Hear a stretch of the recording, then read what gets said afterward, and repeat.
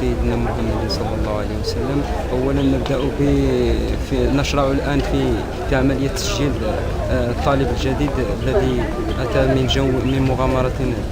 مغامرة الدراسة التأهيلية إلى الدراسة الجامعية، حيث مرت عملية التسجيل في ظروف مواتية وسليمة، لكن هناك بعض المشاكل التي كانت منها الاكتظاظ، حيث كان الاكتظاظ في مصلحة الشؤون الطلابية، ولكن هناك مصالح أخرى لم يكن فيها اكتظاظ. ونشكر مكتب التعاضدية التي ساهم في إنجاح هذه الدورة التسجيلية،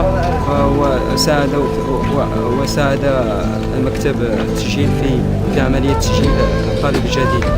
شكرا.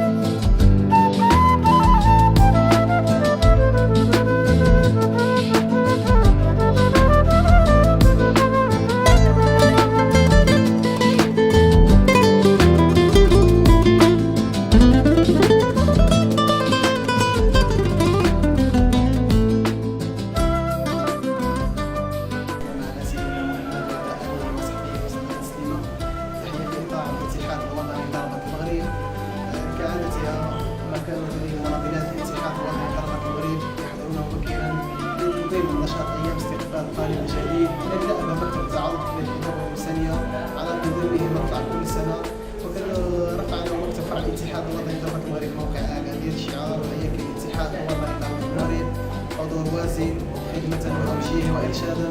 كذلك عرفت هذه الدورات النصر فعالا من مواطني الاتحاد الوطني للمغرب، وكذلك الأغنية في تقديم المساعدة للوافدين الجدد على موقع أكادير للأدب والعلوم الإنسانية. بهذا الموسم الجامعي 2013 لم تخلو هذه الدورة أيضا كسابقتها من عراقيل تمثلت في صعوبة الحصول على المعلومة، وكذلك ارتجالية من طرف الإدارة في العرض في اليوم الأول، حيث تم تغيير الشبابيك أكثر من مرة، وذلك بوجود عدم ارتجالية ووجود عدم تخطيط لمسبق ولا تنظيم مسبق لهذه العملية المهمة نطلع كل سنة. ايضا كان هناك صعوبات ايضا ومشاكل تحمل فيها الاداره كامل المسؤوليه، اللي وقف عليها مناضلي الاتحاد الوطني لطلبة المغرب تاديه لواجبهم النقابي تجاه الطلاب والطالبات من داخل الكليه. كذلك هذه السنه سجل مناضلي ومناضلات الاتحاد الوطني لطلبة المغرب تضامنهم المطلق والمشروط مع جميع الامم المضطهده وتوقع لغد الحريه والكرامه، وفي مقدمتها الشعب المصري الذي يستمر في ثورته وفي حفاظه على مطالب 25 يناير وثورة الانقلاب العسكري الذي أطاح بالرئيس مرسي.